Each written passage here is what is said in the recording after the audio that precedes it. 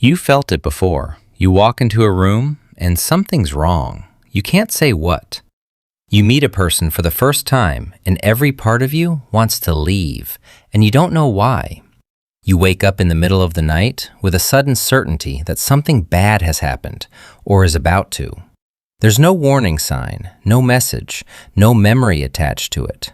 Just a quiet, heavy sense that something isn't right. Most of us have been taught to ignore it, to dismiss it as anxiety, superstition, an overactive imagination, a caffeine crash, a mood. It isn't any of those things. That feeling is one of the oldest survival systems in your body, and it has been running quietly beneath every moment of your life, whether you noticed it or not. For most of the last 300,000 years, your ancestors did not have doctors, weather reports, security systems, or news alerts. They didn't have therapists to reassure them, and they didn't have algorithms to warn them of danger. What they had was a body finely tuned to detect that something was wrong before anyone could name it. If a predator was watching from the tree line, they felt it. If the wind changed and a storm was coming, they felt it. If a stranger approached camp with the wrong intentions, they felt it.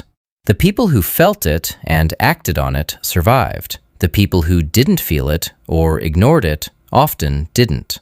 Every human alive today is descended from the ones who trusted the feeling, which is why you have it too.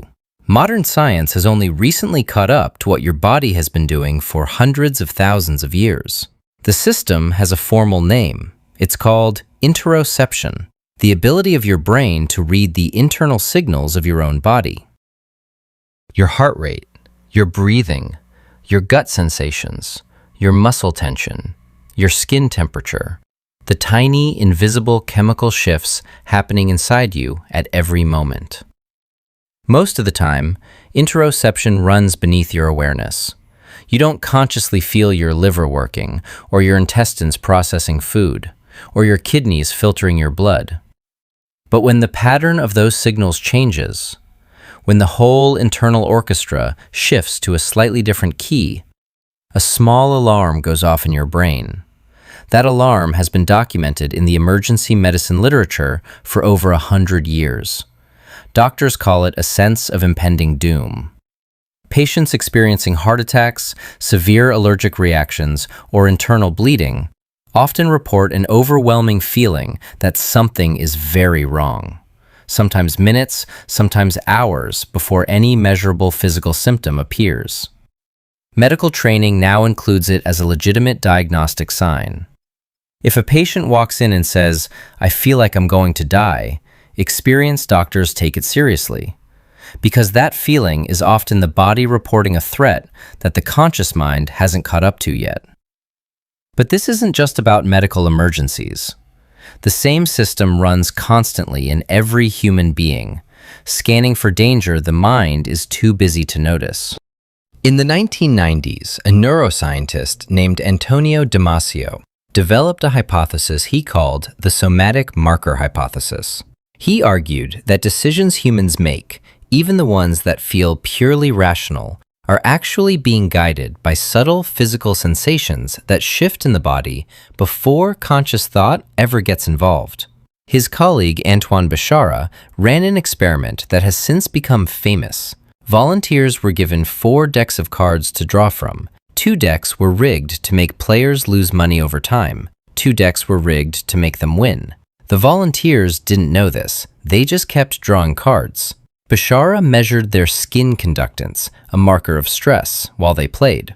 Within about 10 cards, the players' bodies began producing stress responses whenever their hand hovered over the bad decks. Within around 50 cards, they began quietly avoiding the bad decks. But most of them couldn't consciously explain what was wrong with those decks until around 80 cards in. Their body knew 30 cards before their mind did. This is happening inside you constantly. You are not just walking through your environment, you are scanning it, reading faces, reading rooms, reading tones of voice, reading tiny shifts in light, air pressure, breath patterns, ambient sound.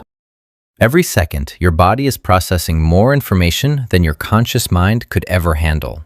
When something in that flood of information doesn't match your brain's model of what a safe environment looks like, a stranger's eyes lingering a second too long, a smell that doesn't belong, an atmosphere in a room that shifted before anyone spoke, the amygdala fires. The amygdala is faster than thought.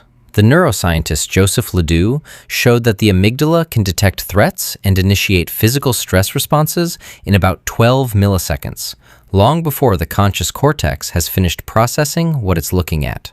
By the time you know something feels wrong, your body has already been reacting for a full second or more. The dread you feel isn't the beginning of the story, it's the end of it. Your body has already done all the work. You are only being informed. And here's where the modern world gets uncomfortable. For most of human history, this system was calibrated by daily use. Your ancestors depended on it, hour by hour, to survive walking through forests, sleeping in exposed camps, meeting strangers from other tribes, hunting animals larger than themselves. They learned to trust the signal. They lived by it. Then, over the last few thousand years, we built a world designed to make the signal irrelevant. Locked doors, police forces, weather apps, restaurant reviews, background checks, Google Maps.